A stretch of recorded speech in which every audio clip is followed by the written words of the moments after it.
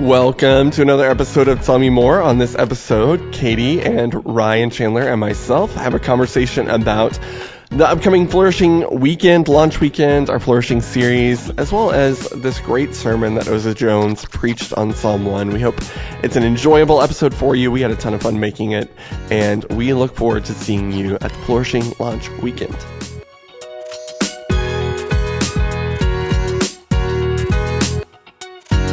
All right, y'all, we are in the podcast studio, and for those of you watching, you can see, but for those of you who are just listening, I need you to know that we are still not with Dr. Dennis Wiles, but Luke has returned to us. I'm back. And Yay. So in Dennis Wiles' seat, we have, drumroll please, take a guess. In your mind, who do you want it to be? Oh, it's Ryan Chandler. They're probably like, in our mind, we want it to be Dennis Wiles. Yeah. We don't want it to be Ryan Chandler. You already said it, Katie. Yes. No, I think that you are a great substitute teacher of sorts. Oh, well, Yeah. thank you. I'm always happy to be on the podcast with y'all. And Fun. Yeah. We have fun with you. yeah, we do have a lot of fun. That's Well, for sure. And I hope that today is fun. And there's lots to talk about. So what a good Yeah. combo. Here we go. It really is Monday. It's not Monday morning, though. It's not. Dr. Wade invited Luke and I and Ashley to a luncheon, and so we went to that and had a great time with Dr. Wade. That was the highlight. And so we're in the afternoon What a guy. now. Yeah, he's a great guy. Yeah. Love it. Three cheers for Dr. Charles Wade. He really is. He's a legend, and I'm glad we get to spend time with him. Oh, same. Yes. So, but now we said, Ryan, come join us, and Ryan could, and so we appreciate his time. Thank you for your sacrifice to be in here. Oh, thank you. No sacrificing. I make it a priority every time y'all ask Thank me. you for prioritizing to be here. So, I led last week with the ladies, some of the lady ministers of FBCA. We had a nice time. I loved listening to it. It was Casey, so fun. Chelsea, and Ashley. I love them. They're great people. Hearing their stories, especially people that like. I think Ashley often, you don't know what she does. She's very I don't know behind the scenes. Her world is just, the global world is so interesting. Just hearing her heart, I really enjoyed it. Chelsea, same way. Like, she does youth girls stuff, but to hear her call and her wisdom and her leadership is just really fun. So, and Casey, of course, but I think Casey gets a little more FaceTime with our people. That maybe that's because I'm a preschooler, actually. So who knows? But anyway, but it's y'all's first time to be in here in 2025. And so I want to kick it off by just talking about, like, hey, we've started this thing, this 3-year journey we're calling Flourishing Together. Yeah. What do you think? We're doing it. Yeah, It's happening. it is. Yesterday we had a meeting with some of our Sunday school leadership to talk about flourishing, get them ready for the weekend, and explain more. I think a big question we got asked, not by one person but many people, is why are we doing this? What is this going to do for our people? Why should we engage in that? And it wasn't a criticism question. It was an earnest asking, so that they could communicate to their people well about why they should step into this. So Yeah. at the end of that meeting, About to say, did you feel like you had a good answer? Because I'm sure the people listening, and we usually give like commercials or plugs later, but hey, we really want y'all next weekend, a week from Friday, is our Flourishing retreat, our launch weekend. And there's a ton of people already signed up, which makes great. me happy because I feel responsible for the weekend to be successful. Because Dr. Wells kept saying, I want this retreat in January, and as his associate, he says something enough times, I'm like, oh shoot, I think I have to make that happen. better do that. Yeah, but we were all, it's a great team effort, but people are actually signing up, and it's going to have a critical mass. 433 as Whoa. of this morning. Y'all, that's a lot of people. Yeah. Let's You make it don't wanna 500. miss it. And that's a big enough, like, as far as early adoption of this journey, that's enough people to really help our church truly launch. And so I want y'all to know we're taking that seriously on our end, and we want y'all to come both Friday and Saturday night, and then, of course, come back on Sunday to culminate the whole thing. So I think If you can only make one or the other, there's room in the registration for that. So if you Yeah. can only Yeah, come to Friday night, you can that's register good. just for Friday night. Yes. But we want you to come to both days Exactly. if you can. Yeah. We'd love for you to be here the whole weekend, but we understand real life is real life. So come for what you can, and we'll try to catch you up in those other days if you couldn't come. We've built some of that in. So anyway, sorry. So your leaders are earnestly saying, like, hey, just clarity, like, why is this worth our time? Yeah. How can we help get everybody on board? Do you feel like by the end of the meeting you had a good kind of I think so. pitch? What do you think? The way I've been explaining it to a lot of my leaders is really simple. The research has shown that if you can get better in these 6 areas of life. Can you name them? I can try. Yeah, let's try. Meaning and purpose. Good. Happiness and life satisfaction. Love it. Mental and physical health. Close social relationships.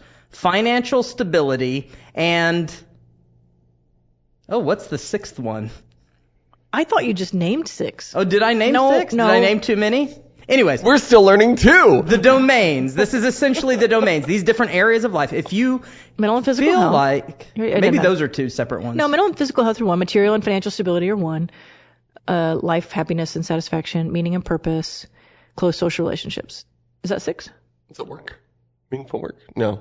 No, meaning and purpose is this one. It doesn't matter. You can get on flourishing.app and find all We of all them. need to go to the retreat next weekend. Yeah, go to the retreat. But in general, if you can feel like you're doing pretty good in these different areas, you feel like you're flourishing. So that's just good information to know. So part of the retreat is taking a test to figure out how are you doing in these. So I gave my testimony to everybody sitting on there. And you're willing to give it to us. I'm willing. Thank you. Yeah. So when I first did the assessment, the flourishing assessment, We took it at the leadership retreat. Yes. So like the 19 of us leadership. that went to staff leadership retreat in November. No, Yes. late October. So we've had some time to process this. Yeah. I took the assessment there. Didn't really enjoy the results of the assessment. I looked at it and I'm like, wow, I'm not flourishing. Simple according to the questionnaire. assessment. You scale yourself 1 to 10 on each question. 12 questions, I think. Yeah, it's 2 questions per domain. Yes. And it's really quick to take. So it measures you, like it gives Yeah. you a score, and so I took it, and I'm like, wow, I'm not flourishing. So I asked my wife to take it, Amy. Hey, will you take it? She takes it, and she goes, wow, I'm not really flourishing either. So what it has done for Amy and I, at the very least, is create healthy conversations. Like we really started talking about who are we? What does God want from our life? Who do we want to be as parents, as spouses to one another, as church members, as community members? Where do we see our life going in the next 5 years? At the bare minimum, that creates conversations that can lead to healthy. So Amy and I have altered some stuff that we've been doing in our finances and other things because we want to be flourishing I love that. people. So if anything, it's motivational. And at the bottom, I don't mean to hijack, but I think one of the questions we've had as staff is, we're not experts yet at all in it. We may never be experts in this. Like there's leading studies that they're about to be released on some of this. So like we're just along for the ride, but we want to be able to help our people. And one of the things is like, man, you don't want to make people take this questionnaire and like pick at the scab and they start realizing like, gosh, this one area of my life is really low, but we don't have concrete ministries to like tomorrow sign up for whatever. We're working on that. Some of that is we want to see how these questionnaires come in and so we can address real things. But I think at the bare minimum, it's never bad to be honest with yourself. And if this questionnaire helps you look in the mirror more honestly and have, as Dr. Wells likes to say, a you are here moment, it's never bad. It is never bad to be just emotionally honest with yourself before God. And hopefully, as our retreat will try to do, before your brothers and sisters in Christ, as you want to be vulnerable, right? We're not going to make you show your answers to somebody or whatever. Like that's yours to process. But the chance to be appropriately vulnerable and say some things out loud, Good thing. it's always a good thing. Yeah. And it's always good to try to be honest with the people around you about just how your sense of well-being under the lordship of Jesus, right? Exactly. Like, this is all, we're taking it seriously about how God is in the midst of all that. So, okay. So it's landing with you in a very personal and real way already. It has. It's been helpful for us to think through some real topics. The other thing I told one of our teachers at the end of that meeting, when she was asking, why should I really get engaged in this? I was like, well, why don't you come to the weekend? I said, I found something valuable in doing it. I'm almost willing to bet that if you'll engage in it even a little, you'll find something valuable. And if you find something valuable in it, well, I bet there are some people in your class that will also find value in doing this, and you can kind of help initiate some of that with them. So good. My answer to, some people who are a little more curious than others about what this all is, come and see. Yeah. Just come on and see. Yeah. And you may find something good that helps you help somebody else. It's good. And we have some guest speakers. We talk about the weekend, and we don't have to.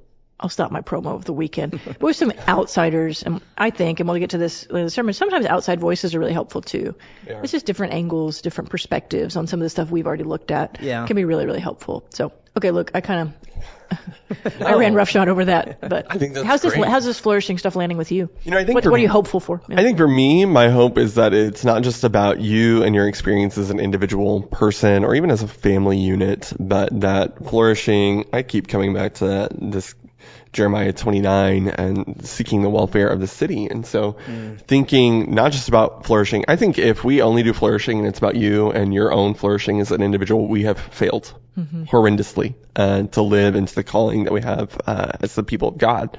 So come learn about flourishing. I want you to flourish as a person, so don't hear me saying don't flourish. But then it needs to turn outward. Yeah. So if this only stays about you, which I don't think that's not the First Baptist way. Right. So, right. But I'm excited to see. But it's because we remind ourselves of these things. Yeah. I'm excited to see this when it unleashes outwardly. Yeah. Yeah. It's good. So this year, each year it will have a theme, and it's kind of, I don't even think this is implicit. I think Dr. Wells will be explicit with this, but it's following the Psalm 1 figure. And this year we're starting with our rootedness, because he sees that, and Psalm 1 is our text for today for the sermon, but that tree planted by the river whose roots run deep. So that idea that we are grounded where we need to be so that we can bear this fruit. And not that we're going to wait till year 3 to think about our neighbors or to bear fruit in the community. But there are some things that we've chosen, like these 2 domains that stick out to us as, man, if you don't have those, how are these other ones even going to be there? Right. Honestly, we argue about the finances, because I think kind of Maslow's hierarchy of needs, if your very basic needs aren't met, like if you're worrying about where your next meal comes from, really hard to think about the existential. But I lost that argument, even in my own, I get it, but I did want to mention that because I think we're not overlooking that. I think if you have a real tangible material need, we know that's just a tough one to overcome. But we landed on close social relationships and meaning and purpose, because I feel like if you can get those right, then man, you got a lot more joy and a lot more support and a lot more momentum going into the others. You know, if you have a network of people and you understand your meaning and purpose in life, then man, you can tackle your mental health or your physical health. You know what I mean? So let's start with those. You could argue any one of those. That's why they're so important. That's why this multi-million-dollar Harvard study has come up with these 6 domains. They're all valuable. You could argue to start with any of them, but we've chosen social relationships as one to work on, and that's something we think we can get better at too. So our church has room to grow in that area. And we're church. We want everybody to find their meaning and purpose, right? This is something we believe in, that God actually has that for you, and you can tap into it and definitely make a difference in the world. So anyway, flourishing. It's coming. It's coming. It's a big deal. Come hang out with us. Okay, speaking of the retreat, but Ryan, I want to give you a chance to promo. It's not just a one-time event. We've already got at least midweek plans that are kind of lining up behind it. So you want to tell us about that too, midweek? Yes. So in an attempt to say, okay, we had the launch weekend. Now what? We want to continue this dialogue around flourishing. And so our midweek programming is not just for families anymore. In the past, it has been primarily, at least in my past here, which is barely a year and a half. But it was more down of the kids are here. Yeah. That's right. Let's do something for the parents. Exactly. That's it's fair. More kids go here, you take your kids here, and parents, we do parenting classes. We're moving away from that. Midweek is for everybody. There's something for everybody. For adults in particular, we're going to do something, this is a working title, so don't hold me to it, like flourishing dialogue. So think of maybe a variety show, and you come into the fellowship hall, and we've got couches on the stage, and is there theme music? Because there's definitely going to be some good theme music. We'll play a fun activity. Are you the variety show host? Is that how this is evolving? Yeah, they want. The plan is to do something fun at the beginning, like either a game on stage. So we have different ministers kind of mixing in every week, and so I'm going to make y'all do some fun activity for everybody's enjoyment out there. Nothing gross. And I'm not going to make y'all chug eggnog or anything and see who throws up first. This isn't first. junior high youth group. Yeah. We've all been there. It has its place. It has its place, but not flourishing. Not flourishing. And so we'll play some sort of fun game. Then we'll get into some real dialogue with one another on stage. A lot of it will be talking about, just a further extension of some themes that our church is focusing on. And that's kicking off. That's going to kick off. It's before. It's the 22, right? The 22nd. Before the weekend. Before the weekend. That's going to be actually a very special edition of the midweek program for adults. It's Hot Ones night. Okay. And some of y'all know exactly what that is. Some of you don't have a clue. So generational divide here. There's a YouTube interview series where this host asks celebrities questions while they eat increasingly spicy hot wings. And I have watched one episode that my husband sent me a while back, the Conan O'Brien one, because he said Conan just does this extremely well. And he does, but I watched the whole thing. The guy's a good interviewer. I'll give you that. Great interviewer. And just the concept. Yeah, by the end of Yeah. it, like they're sweating, Oh, and Crying. It's Yeah, very they're chugging like, milk. Yeah, chugging Yeah. milk, and it's funny to it's 10 watch. it's 10 wings, right? Yeah, it's So 10 you're trying wings. for 10 hot sauces on the wings. So on that night, we're going to do a Hot Ones interview between some staff and Dr. Wiles. So Dr. Wiles, who I'm told only does like lemon pepper if he does. Yeah, he's not a spice guy. Yeah, so we're You're right going about to see that. how he can handle You're right spice, about that. ask him some Yeah. questions. I have been with him several times where he just gets naked wings. No, Oh, yeah. no sauce Yeah, just or nothing on flavor. it. So it's going to be Yeah. fun. Yeah, it's going to be fun to watch. But And we're also Warren, our chef, Yes. he says he can make a good hot wing. Yes. And everybody's eating hot wings. Yes. It's not just those on Yeah, we're gonna stage, serve right? hot wings. Yeah, that's no fun to come and like just watch other people Yeah. eat hot wings. It's hot wing night. You're going to get some hot wings too. Yeah. And varying spices, though. yes. I'm so not committing to eat, No, yeah. ghost pepper, whatever. Warren's going to make up like 3 or 4 different sauces, so you can come in and we'll like toss your Yeah. wings in Ooh, the sauce. And can I give it to you ask right while then. we're here, what's your favorite hot wing? Like if you go to, we're a Wingstop family. Ooh, yeah. So if you go to Wingstop or somewhere like that, what's your sauce of choice? Oh, sauce of choice. Yeah. Okay, well, you Garlic? can say what your favorite wing place is. My air fryer. Oh, okay. Yeah, that's very fair. nice. I mean, really, that's fair. I don't know the name of it. It's in Duncanville, but it's very good. Oh, yeah. And, What's your favorite sauce from that? From there? It's either garlic parmesan. Yeah, people, okay. I'm a garlic fan. I told you my thoughts on that just by my tone. Some people. Yeah, and or just the original, just hot wing flavor. Yeah, Those are my two like a favorites. medium buffalo. Yeah, kind of right there in the middle. Yeah.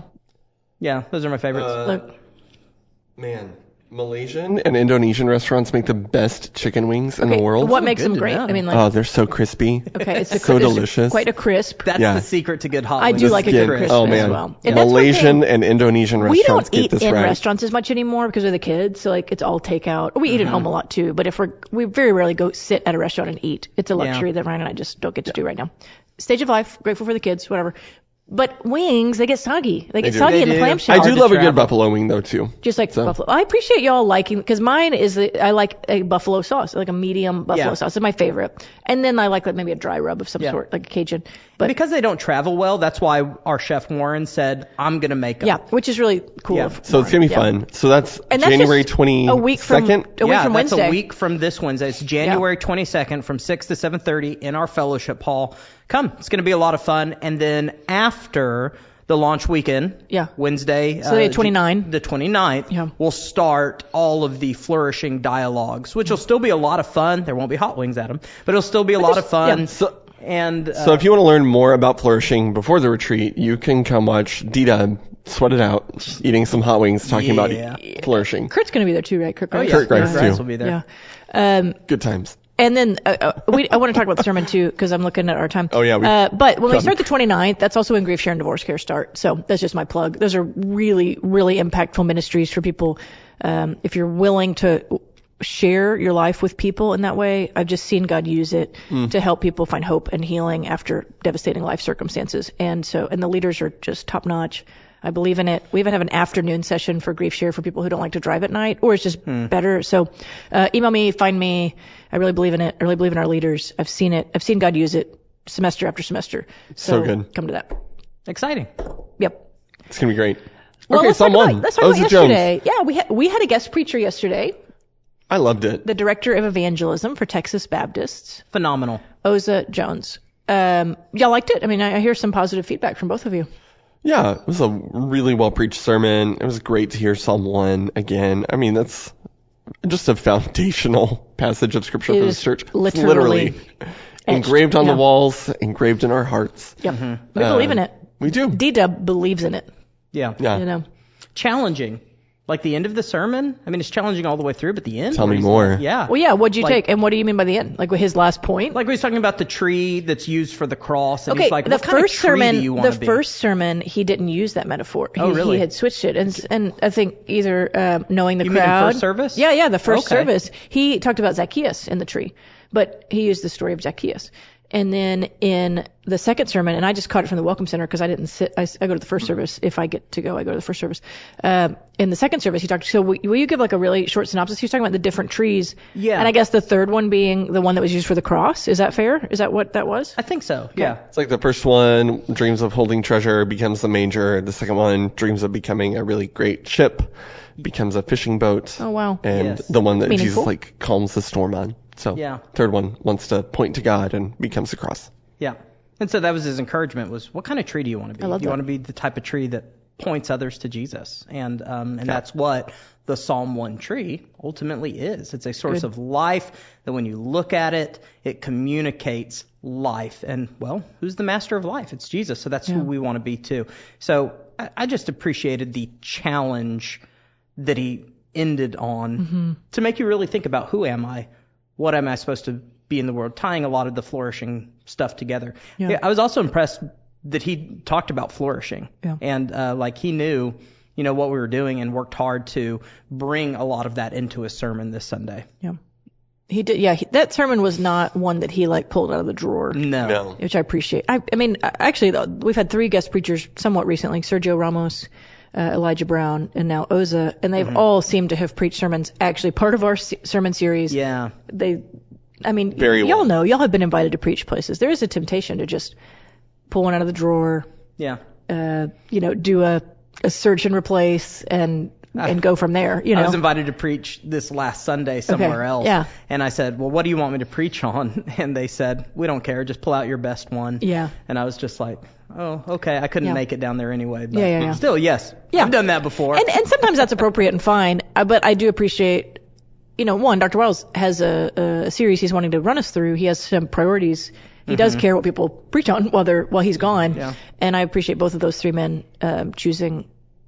spending time to fit in with what we're trying to do, to make time for that. So, and I think I can be honest to say I really appreciate that 2 out of the last 3 preachers we've had, both from Texas Baptist, but we have some diversity in the pulpit, Yes. both with Sergio and with Oza, and that's just good for us. It's just good for us. It's good for us to hear from people from different backgrounds.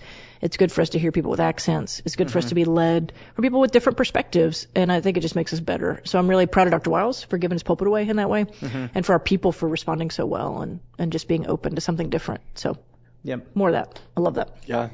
That style of preaching really is different. And I appreciate it. I'm all here for it. If you're in an African American congregation and that style of preaching is going, I get riled up just with everybody else. I think we could use more of it for Dr. Wiles' sermon. And there's sometimes I think he wants more of that because he's like, are y'all still with me? Yeah. And I want to yell out, yes, I'm still with you. Here I am. Okay, next week, I think there's freedom for that, right? Ryan Chandler, probably during the contemporary service, will yell, yes, I'm still with you. Yeah. You'll hear me at the back. Yeah. There was somebody a while back who was doing some call and response to Dr. Wiles. Yes, we occasionally get. I was like, all right, get in it. Well, I was proud of our first service too, that they were. It wasn't like they were trying or walked in that day being like, got to be hospitable, got to be nice, but they were just there for it and really interactive. Yeah. And it's just, I like that. I love our church. Good job, First Baptist Arlington. So, look, what about? We've heard Psalm 1, obviously. Yeah. We know Psalm 1. We've memorized probably most of it, if not all of it, just for the repetition. It's built within us. But hearing Oza preach it, did anything stand out to you that was new? I guess. I think, and I listened a little bit in the first service from the Welcome Home Center and then listened again in the second service. And we've talked about it on here, but being careful about the company you keep was really good. But then in the second service, which tends to have a few more young people, him highlighting just, I think it was be careful where you sit, where you stand, where you stroll, and then he added where you scroll. Some great alliteration, Oza. If you are listening. But really, I think well done. It connected so well. And it's just a really timeful word. I think we forget that the world is intentionally trying to form us, to shape us. And a lot of what we do in church, if you ever talk to pastors, they'll talk about, I get you for an hour a week. And the world gets you every other day. Yeah. So just being conscious of the ways that the world is aimed at forming you into a type of person, and that it really does take an intentional effort to cultivate an imagination rooted in Scripture that is against that. It's being rooted in Christ. So, that I think is a really important part of someone. Yeah. And he came at it, he came in from a couple different angles. The deny the world as his first kind of point, which at first blush, that phrasing, I think, can catch me off guard because it sounds almost culture war-y. Like, escapism or the world is this terrible place and it feels almost judgmental. However, he knows it did a good job. It's all over the scriptures. So like it's my own, I've been thinking about it though in the last 24 hours. Like, what about that makes me wrestle with it? And I think I want to make sure that we don't come across as people who are overly judgmental of our neighbors or overly, speaking of social media, overly angry on the internet about losing a culture war or whatever that is. But at the same time, I think to what you're saying, like we also have to have just keen, sharp discernment for how the world is forming us. Yeah. And how Satan uses that to just destroy us, right? Yeah, like what we're intaking as a guy who likes to listen to music that isn't. What do you like to listen to, Ryan? It just doesn't always the most, uplifting. Yeah, sure, you could say it that way. Edifying. And, I love punk rock music, and so that just consumes my radio most of the time. Yeah. And I think a lot of the time I wouldn't even think about it until my kids are in the car, and then suddenly I find myself going, ooh, maybe not that one. Ooh, maybe not that one. Yeah. But it makes me think about like, is it even healthy for me all the time to just consume this stuff that's very negative and very, can be very negative. Some of it's uplifting, but on that topic, I think it's good to, Lent's not too far. Mm-hmm. It's not a bad time to start thinking about. Well, that's what I was going to ask y'all. Go ahead. Go ahead. What are you giving up for Lent? Are there things in your life that you're like, this has become unhealthy? Yeah. And I should take a break from it. Could be social media and the stuff you're scrolling on. We have declared in our house, I was going to ask, like, New Year's resolutions and giving up something for Lent aren't the same thing, but often after like just a sludge of holiday mess, whether it's diet or lack of discipline because you're out of rhythm or, surviving family, whatever. When you get back in a rhythm in January, it is a good time to assess like, whoa, what did I pick up during that time? What do I need to let go of? What kind of disciplines do I need to enact? Whatever. So we're trying to do more like called it at our house the year of the book. Because we've wasted a lot of time on our phones because we have young kids. Yeah. So like sometimes like you have to be in the room with them, but it's not like you can like do an intellectual like devotional or something. So it's like, well, I'll just like scroll on my phone while they watch Miss Rachel or whatever. Yeah.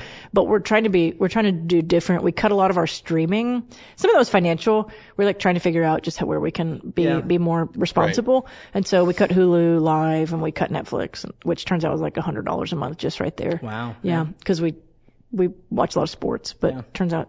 Anyway, it's just a helpful like reset to we may build some of that back in. None of it's inherently wrong. It's just a good observation for us. So like last night I read like half of Chronicles of Narnia, or not the whole series, sorry, half of The Lion, the Witch, and the Wardrobe. Because turns out you can it's a kid's book, so I was flying through it and I was like, oh my gosh, I can read this whole series. How many books are in it? 7, 9? Yeah. It could like give me like 3 weeks and I could be done with the whole thing if I just get off my stupid phone or don't like binge some like ridiculous show that I don't need to. And The Lion, the Witch, and the Wardrobe. You love punk rock. You love reality TV. I do. I was really upset. You love reality TV? Yeah. I didn't know that. Some. Now I have friends that are way more into it, like way more. And so if you want to go deep, especially on, I don't watch Big Brother. I just don't like it. Brother. Like the MTV shows, I don't really like a lot of those. So I can't go on The there. Real World. I like to fall asleep to like Ice Road Truckers because it's like the plot line. That sounds like a show you could fall asleep to. Yeah, because it's like, I don't care if this 18-wheeler gets out of the ditch or not. Like, I can just fall asleep, Yeah. And they always build it up to be something and it's nothing. So sometimes if I can't sleep at night, like some people take melatonin, some people watch Ice Road Truckers. But I was really upset that I didn't realize when we canceled Hulu Live, because we still pay for like the $10 a month Hulu where you can stream some stuff because I like to watch Saturday Night Live. That's one of my vices. I can't get any Bravo shows now. Okay. Yeah, you're like, I don't care. Katie has watched substantially less reality TV lately. It really bothers me because we're Below Deck. I really like Below Deck. And Below Deck has like 6 or 7 different I've never even series. heard of that. Well, my second trimester of pregnancy was brought to you by Below Deck. Okay. This is shaping. Yeah, okay, back to the... That's exactly the point. I know, and I was like, but last night to Ryan, we realized just last night that we didn't get Bravo anymore because we just cut this like a week ago.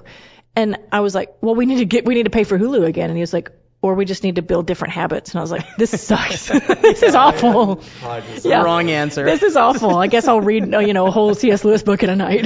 Yeah, it's a better option. So anyway, back to Ozda. I want to give the sermon what it's due. And I think I would want to ask Oza like how it formed him, kind of studying it and doing that, because I think someone could be an incredibly convicting passage to spend time with, because you're observing like, if you're really just reading the text and like you can almost read it confessionally, like maybe I am walking in the path of sinners or sitting in the seat of scoffers, or like how do I. That's a call to action, right? If you're really reading it. And then the verse 3 of like a tree planted by the river who leaves, it doesn't have a season. It leaves always prosper. Yeah. Like, okay, well, that's a challenge. That's a beautiful image of life with God. Yeah. Definitely an image of flourishing. Like a tree who's just, the river doesn't dry up. Do y'all have somebody in y'all's lives from your past or even currently that you feel like is embodied, like really a Psalm 1 person?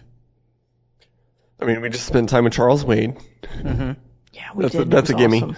Awesome. He is a resilient person. He is, and I think that's part of someone is like a resiliency, because that's the whole point of rootedness, right? Like you don't need roots if you're not, if there's no wind or no weather, like you could just be a log sitting on the ground.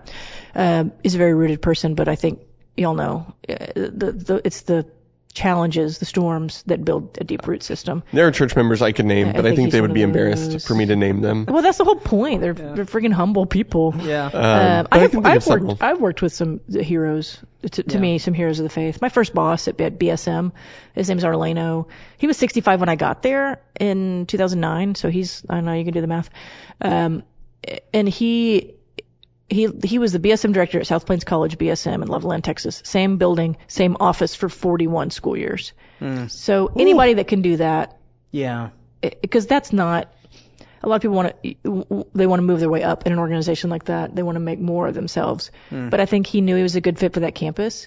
God had put him there, and he just, y'all know, you've been in places for a long time. Like every school year for 41 years, you just show up, and his life wasn't always easy. And he talks about it. He's lost a child along the way, and just hardship. But he just was a selfless person. He's in Lubbock, still ministering. He retired, and then a church hired him on part time because it's like we can't not use you. It's one of those people. But I'd say he's a Psalm 1 person for sure. And the things that, the resiliency and the longevity, I think shows, part of being Psalm 1 person is very interesting. That's admirable to me. Like a somewhat backwater town. Backwater's a bad example in West Texas because there's no water, but like it's a humble position, and he stewarded it as if he was the head of the BGCT. You know what I mean? I think that's a great model for me, right? So. That's beautiful. Yeah. Y'all? I mean, what? I think so.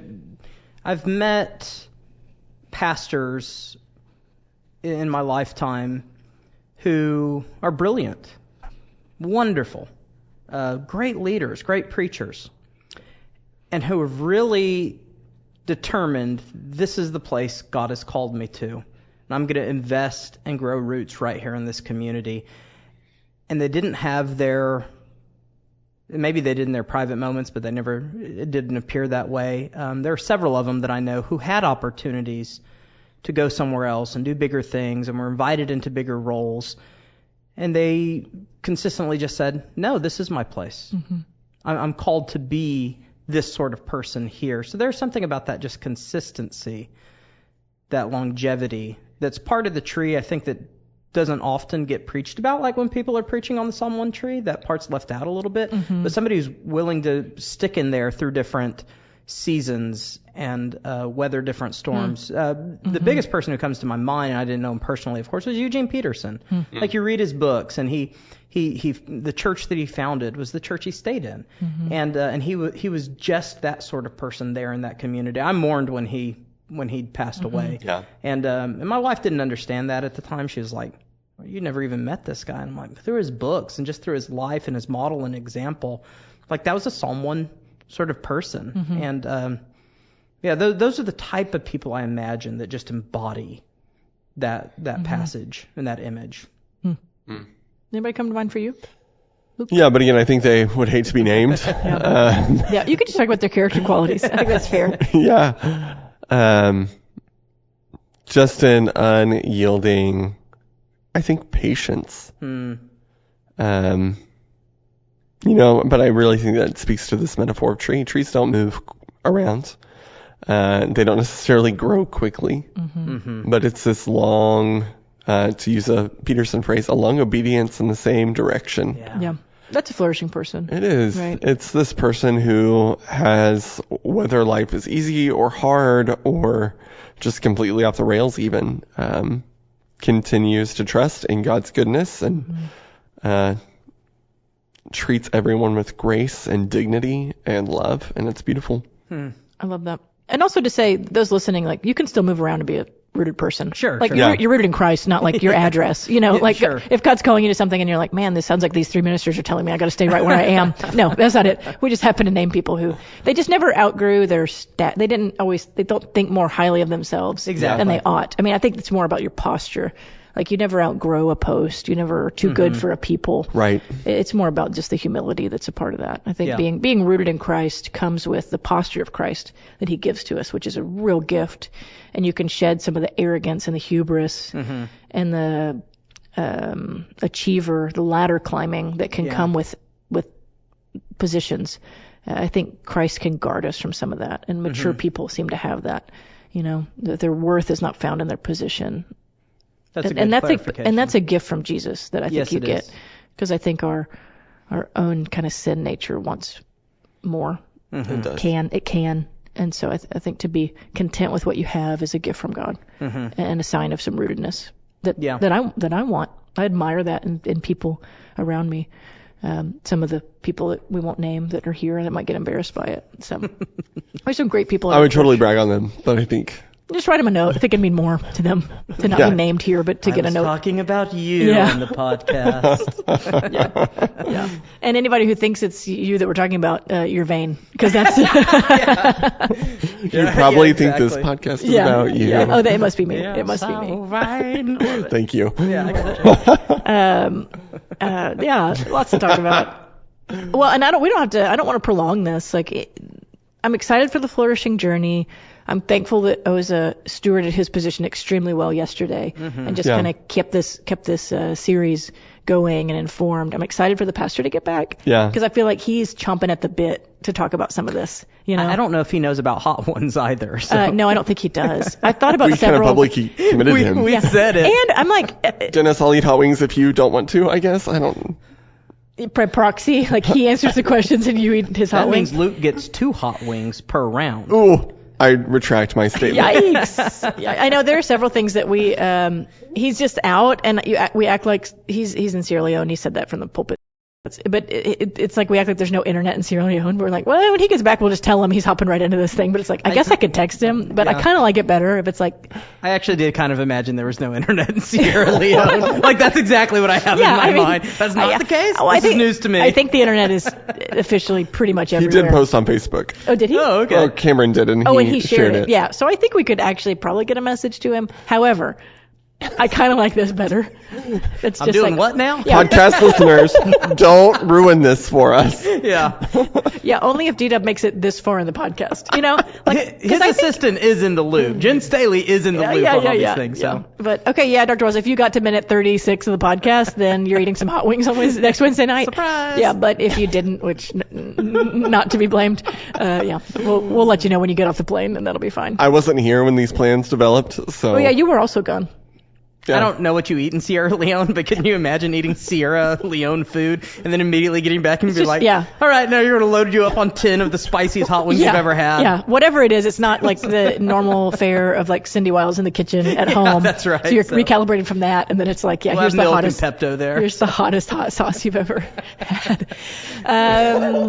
We love it. We're very excited for it. So it's going to be wild. It's going to be wild, and it's going to be good. And it will be so good. You know, as much as we're still learning about this flourishing thing, I promise, as church staff and as people who somewhat feel not responsible, but we feel compelled for your spiritual life to be healthy and good, we do believe that we want you to flourish in every domain of your life, and we think God does. And we think the kingdom of God looks like a bunch of flourishing people under Christ's lordship, helping other people flourish. And so that's what we're trying to figure out together. And it starts with us flourishing, and we want our neighbors to flourish, we want our church to flourish, we want to do it together, and we want Arlington to flourish. Yeah. And we want to be a part of that because we think it makes God happy and glorified, and magnified. So we're going to be about it for the next 3 years, and we want you to do it with us. So Well, Awesome. Thanks for listening, everyone. And do we have D-Dub back next week? Yeah, we should. Okay. Isn't that crazy? Return of the King. The Return of the King. Is that a Chronicles of Narnia? It's Lord of the Rings. Oh, Lord of the okay. Rings, yeah. You're going to read that I one haven't read next. it yet. Yeah. All right. Thank y'all. Have a Thanks, good week. everyone.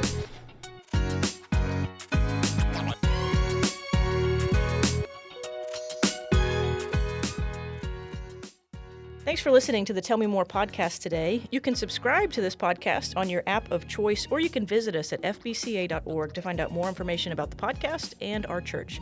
Thanks for listening. Have a good day.